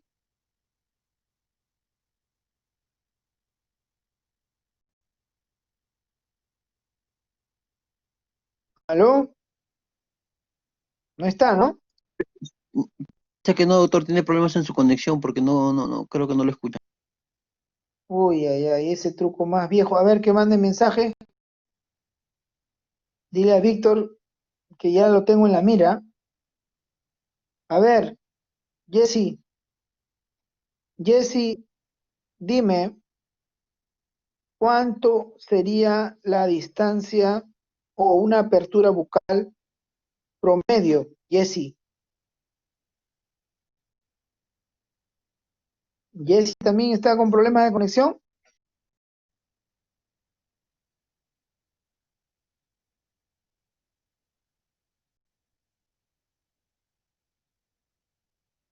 Nada. Ya. Mayori Claudia Segarra. ¿Está ahí? Sí, doctor. Muy bien, Mayori. Mayori, escúchame. ¿Cuánto crees tú que sería un promedio de la apertura bucal? Y esa distancia se mide entre borde del incisivo superior con el inferior. ¿Cuánto crees que sería, Mayori? Podría ser aproximadamente 4 centímetros. Muy bien. 4 centímetros es el promedio. 4 centímetros es la apertura oral. En un paciente con fractura del arco cigomático se va a ver alterado eso. Vas a encontrar 2.5, 3. Entonces, definitivamente, al encontrar eso, es tratamiento quirúrgico. ¿Ya? Entonces, si ustedes en estos momentos, por ejemplo, sostienen su articulación temporomandibular, sosténganla de manera bilateral. Cuando yo les digo abran la boca, van a notar que su cóndilo se va como que a subluxar, ¿verdad? Se va hacia adelante y hacia abajo. Eso es el cóndilo. Es normal que ocurra eso. Cuando uno abre la boca, el cóndilo va hacia adelante. Entonces, si el cóndilo va hacia adelante, acuérdense que la parte de la mandíbula, que es el cóndilo y el coronoide, la apófisis coronoide, los dos van en conjunto, ¿verdad? Son una estructura única. Si el cóndilo va hacia adelante, obviamente que el coronoide también va a ir hacia adelante. Entonces justamente el coronoide pasa por aquí. Aquí puede pasar porque su arco está normal. Pero ¿qué pasa aquí? Va a chocar, va a tener un contacto prematuro y va a impedir que el paciente abra la boca.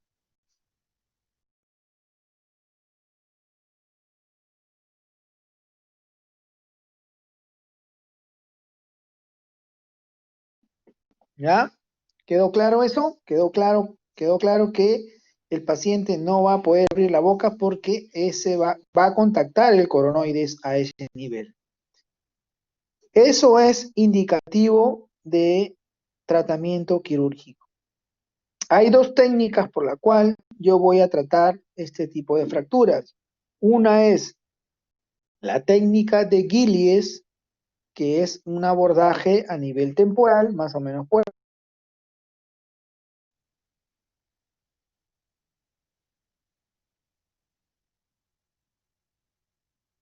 ¿Ya? Te decía que más o menos por aquí es el abordaje de Gillies, por la región temporal. ¿Ya? Por ahí voy a ingresar hacia el músculo temporal, me voy a profundizar, incidir hacia su aponeurosis posterior y por detrás de la aponeurosis voy a descender hacia la fosa infratemporal y de esa manera empujar el pilar que está hundido. ¿Ya? Esa es la técnica de Gillies. Y la otra técnica que es parecida, pero va a ser a través del vestíbulo de la cavidad oral, es la técnica de King. La técnica de King. Entrar por vestíbulo, entrar debajo del arco cigomático y levantarlo para producir una reducción de la fractura y ahí se acaba la operación. Esas son las dos técnicas para el tratamiento de las fracturas de arco cigomático. Son muy simples, muchas incluso se puede hacer hasta con anestesia local. ¿Ya? Y resolvemos lo del pilar. Seguimos. Ahora vamos a hablar de las fracturas de Lefort. Lefort.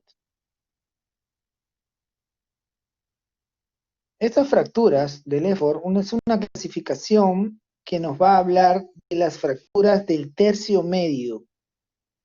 Vale decir, de maxilar anterior, de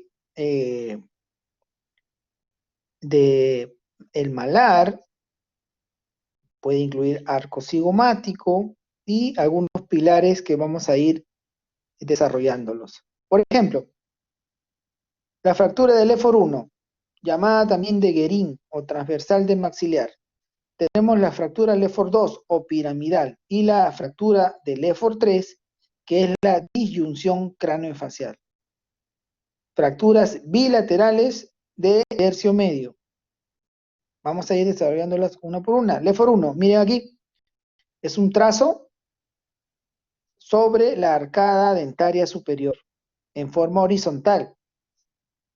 ¿Ya? ¿Puede tener variantes? Sí, puede tener variantes, como por ejemplo aquí, donde vemos, perdón, esta es no es una fractura lineal completamente como en el libro, ¿verdad? Tiene una pequeña angulación, pero no llega a ser otro tipo de Lefort, sino simplemente Lefort 1, porque tiene comprometido estos pilares que vemos aquí.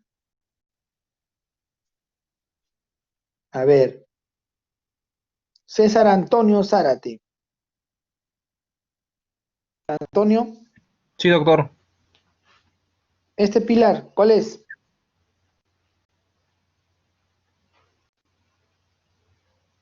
Pilar, como de la parte mandibular. De la parte mandibular.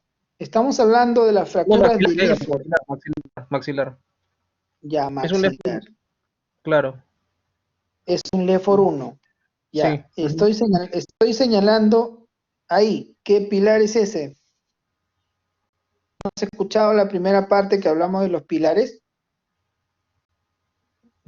Sí, sí escuché, pero no recuerdo ahorita. ¿No recuerdas? ¿O no has estado? No, sí he estado, he estado las 3 teorías. Si tus compañeros han dicho muy bien qué pilar es este, ¿y tú por qué no sabes? ¿No tomas atención? ¿Ah? Por ejemplo, mira, Freddy, ¿qué pilar es ese? El que señaló es el nasomaxilar, doctor. Nasomaxilar. ¿Ves, César? Sí,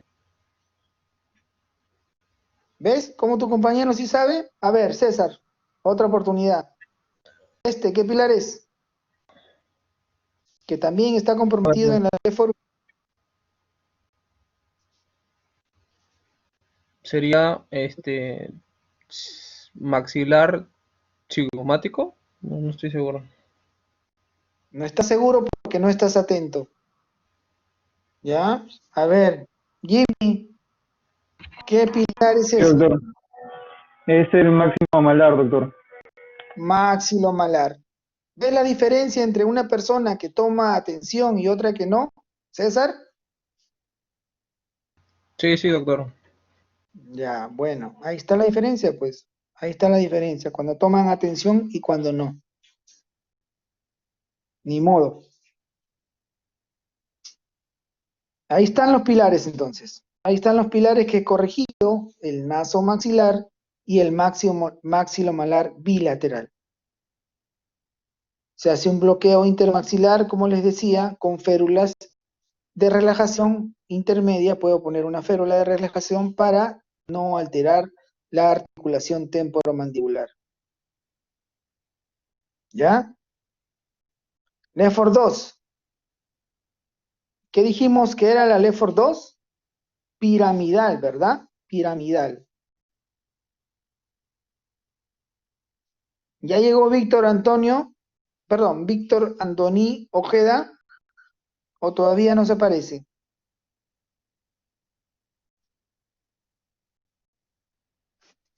No está. Ya.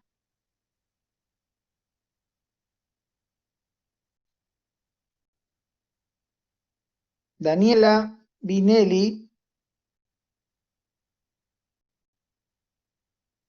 Daniela. Sí, doctor. Hola, Daniela. Daniela. No me Hola, doctor. defraudes, Daniela. Daniela, ¿qué pilar está comprometido en la LEFOR 2? Aquí, donde estoy señalando. El nasal maxilar, no me acuerdo cómo es el nombre. Maxilonasal.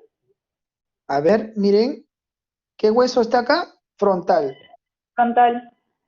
¿Y este de acá? Nasal. Frontonasal. No. Ve, Daniela, por no tomar atención. Miren. ¿Qué dice Ricardo? Ricardo, ¿qué pilar es este? Ojo que eso va a venir en el examen, ¿ah? ¿Qué pilar está comprometido en la LEFOR 2? Ese es el frontomaxilar. Frontomaxilar. Daniela, ¿escuchaste? Sí, doctor. ¿Por qué Ricardo sí sabe y tú no? Lo siento, Si lo doctor. Pensé acabo que era de, el hueso nasal. si lo acabo de explicar hace poco. Sí, doctor. Ojo, va a venir en el examen. Entonces, frontomaxilar bilateral es uno de los pilares comprometidos en la LEFOR 2. Aquí, donde está la placa de titanio, ¿qué pilar es ese? A ver. Llegó Jesse Maciel Temoche,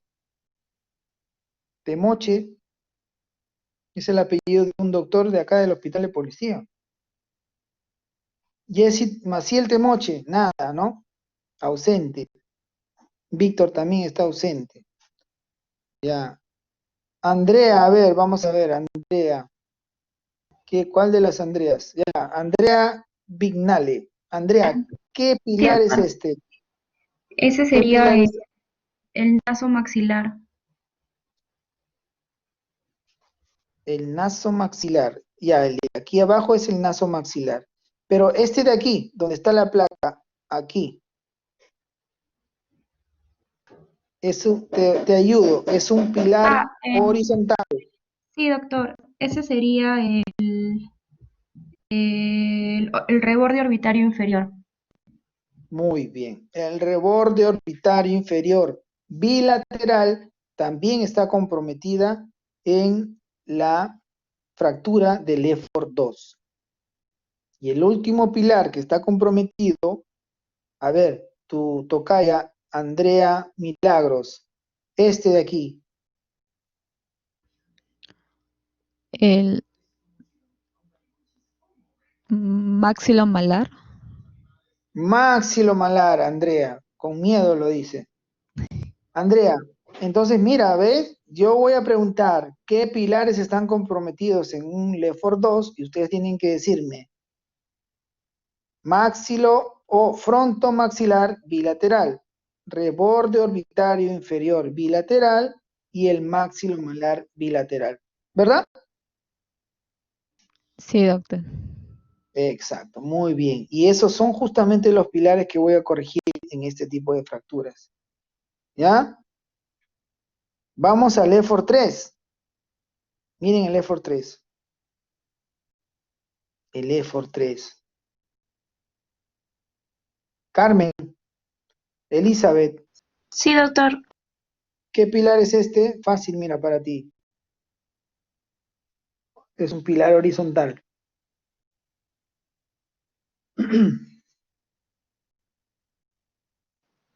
Ese es el del cóndilo maxilar. Cóndilo maxilar. ¿No sería arco cigomático? Ah, sí, doctor, arco cigomático, disculpe, no estaba viendo el puntero.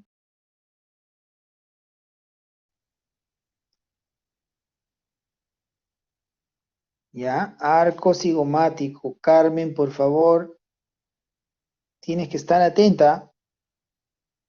El arco cigomático bilateral va a estar comprometido en el EFOR 3. ¿Qué otro pilar? A ver, Carmen, otra oportunidad. Este de aquí. ¿Cuál es? Ese sería el frontomalar. Muy bien. Frontomalar bilateral comprometido en la LEFOR 3. Y por último, César Antonio. Sí, César doctor. Antonio. Aquí, este pilar. Frontonasal. Frontomaxilar, ¿ya? No hay pilar frontonasal. Ah, no, que diga Frontomaxilar. maxilo. Ah, claro, sí, tienes razón, me equivoqué. Pero también podría llamarse. Frontomaxilar bilateral. Ah, frontomaxilar, claro. Sí. Sino que mi pregunta es, ¿se podría llamar Front, también maxilar nasal, maxilar, no?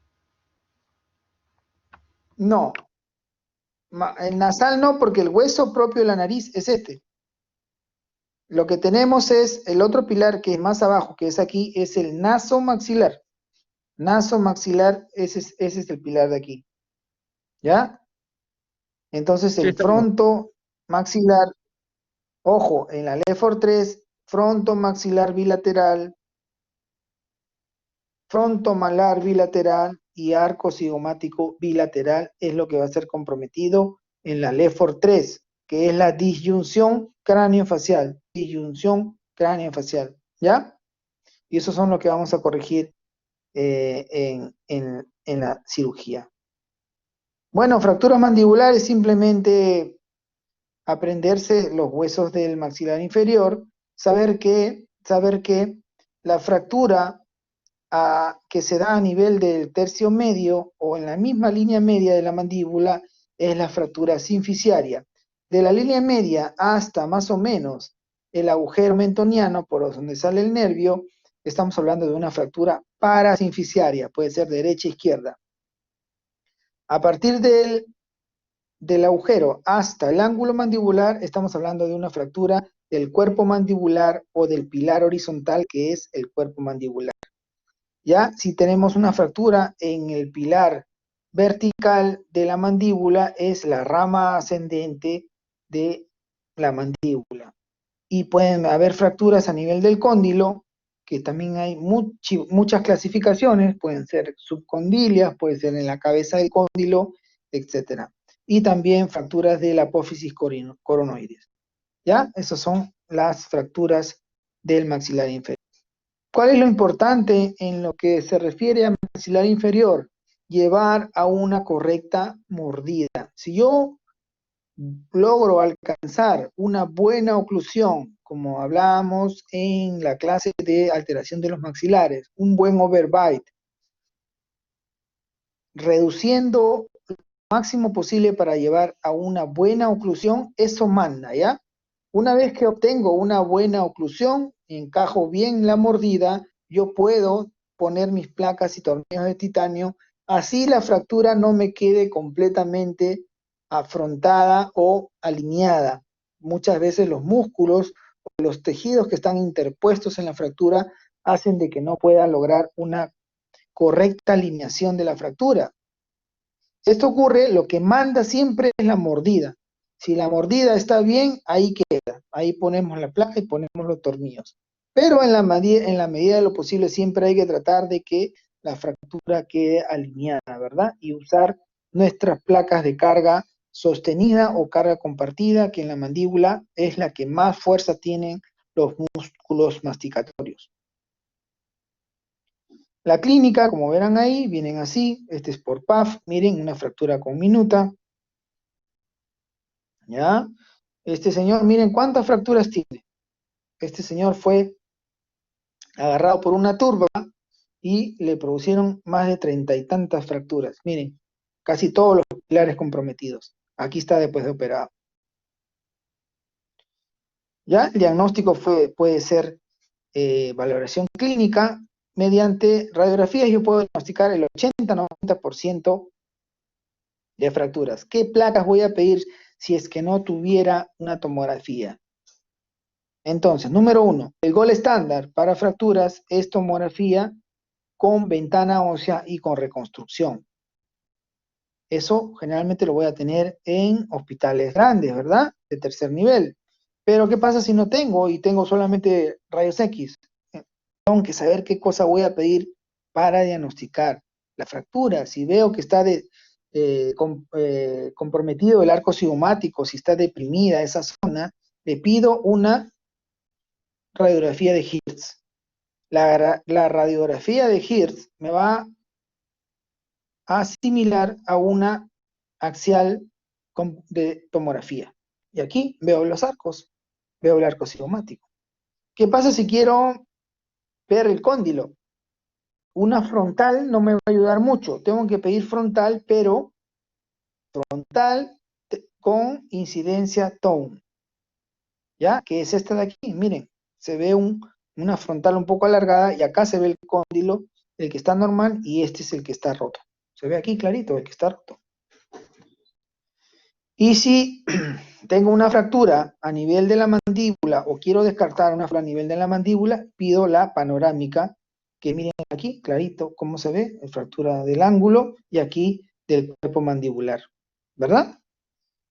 Entonces tengo que saber qué pedir. Pero vuelvo a repetir, el gol estándar es la tomografía, no solamente porque me sirve para tratamiento o para diagnóstico, sino me va a servir para hacer este tipo de prototipos. Miren, un prototipo del paciente con un defecto mandibular por arma de fuego, fractura, y que tengo que reconstruir, como ahorita lo vamos a ver, y ya me trae la placa preformada gracias a este prototipo. Igual aquí, Es un prototipo y ya me trae la malla preformada y las placas con tornillos preformados para yo colocarlos y encima me pueden servir de guía, ¿verdad?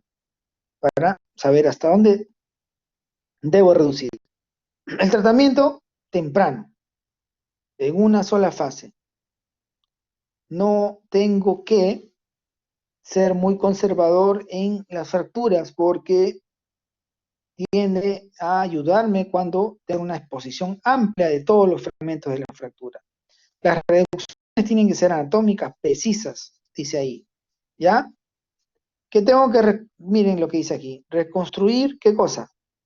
Las vigas o pilares. Las vigas o pilares es nuestro primer objetivo. Hay que preservar al máximo la vascularidad del hueso o de los trazos de fractura. Si por ahí vemos algunos huesos que ya no tienen mucha irrigación, lo mejor es sacarlo para prevenir fístulas, para prevenir infecciones, osteomelitis o secuestros óseos, ¿ya? La fijación tiene que ser rígida, sobre todo en mandíbula dijimos, porque hay músculos que van a tirar en sentido contrario a la fractura, ¿ya? Por eso necesitamos las placas de carga sostenida para ese tipo de fracturas. La recuperación funcional debe ser temprana.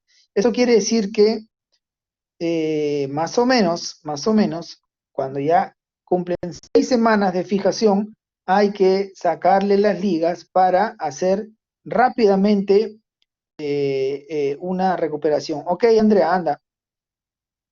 Ya voy a terminar, ahorita termino. Complicaciones, miren aquí este paciente ya fue operado y así es como lo trajeron a Lima. Miren, exceso de material de osteosíntesis, placas en el aire, comprometiendo los dientes, placas de carga compartida que se han doblado por la fuerza muscular, o sea, miren todo lo que puede pasar, tornillos muy grandes en la órbita, ¿ya? Entonces, esto es lo que puede ocasionar una alteración. ¿Y cuáles son las complicaciones entonces? Pueden tener hemorragias, infecciones, dehiscencias, exposición del material, fístulas, secuelas funcionales, estéticas, mala oclusión, ¿ya? En este caso, logramos la simetría, logramos reconstruir el párpado superior y la apertura bucal, que es lo principal. Aquí, por ejemplo, ustedes ven, esta es su apertura y su oclusión. No abría ni cerraba más, así estaba el chico. ¿Por qué? Porque el cóndilo estaba debajo del arco cigomático anquilosado. Aquí ya logramos su recuperación, le hicimos una condilectomía y ahora el paciente abre 4 centímetros y tiene una buena oclusión. Anquilosis es cuando no tratamos justamente la articulación temporomandibular y se vuelve solo un complejo anquilosado, ¿ya? Fracturas por partes, es el señor que vimos el prototipo, se llevó toda la rama mandibular, la rama horizontal, que es el cuerpo, miren, no tiene cuerpo mandibular, prácticamente lo destrozó. Le hicimos el prototipo, este es el defecto. Cuando es un defecto menor de 5 centímetros, puedo utilizar hueso sin vascularidad, o sea, saco una porción de hueso, por ejemplo, de cadera, no necesito que sea un colgajo pediculado con arteria y vena. Si es mayor de 5 centímetros, sí debería de llevar un hueso con vena y arteria para anastomosar en la zona cervical. Puede ser igual de cadera, de cresta ilíaca con vascularidad o puede ser peroné con vascularidad, ¿ya? Los sacos de Eric son estos, utilizados para la fijación intermaxilar. Sacamos aquí cresta ilíaca, como les dije yo, sin vasos, solamente queríamos hueso, más o menos el defecto era menos de 5 centímetros. Después de horas de trabajo, llegamos a, le vuelvo a repetir, la placa nos sirve de guía y llegamos a colocar el injerto óseo y se coloca con tornillos. Actualmente el paciente fue muy bien. Sobrevivió el colgajo más del 95%. Bueno, eso es lo que hacemos en traumatismos macizo-faciales y fracturas. ¿Ok? Entonces, eso es todo lo que tenía que conversar con ustedes. Las clases ya se los he enviado en PDF a sus compañeros que están en el grupo de rotación. van a encargar de pasárselos para que el día sábado den su examen. ¿Alguna pregunta? Ahorita mismo estoy rotando las diapositivas, doctor. Excelente, muy bien, Jimmy. ¿Alguna pregunta? Sí, yo, doctor, con respecto a un segundo, acá le apunté. Al pseudopronatismo, doctor, había mencionado, ¿cuál era la medida que se debería tomar? Ya. Si hablamos de pseudoprognatismo, quiere decir que el maxilar inferior no ha crecido en demasía, sino más bien el maxilar superior es el que no ha crecido lo normal. Entonces, ¿qué ángulo va a estar alterado? El del maxilar superior, vale decir el SNA. El ángulo SNA, que normalmente es 82 grados, va a estar alterado porque va a estar menos de eso, puede estar 77, 78, quiere decir menos que el ángulo SNB, que normalmente es 80 grados. Eso es su normalidad. No sé si me dejo entender, la mandíbula está en su ubicación normal, 80 grados. El maxilar superior debería estar en 82, pero no, está en 78, 77. Eso quiere decir que el maxilar superior no ha crecido bien y produce un pseudoprognatismo porque no es prognatismo, no es que la mandíbula ha crecido de más, sino que el maxilar superior no ha crecido lo adecuado hasta su ángulo normal, que es 82 grados. ¿Se entendió? Sí, doctor. Muchas gracias. Ya. ¿Otra pregunta?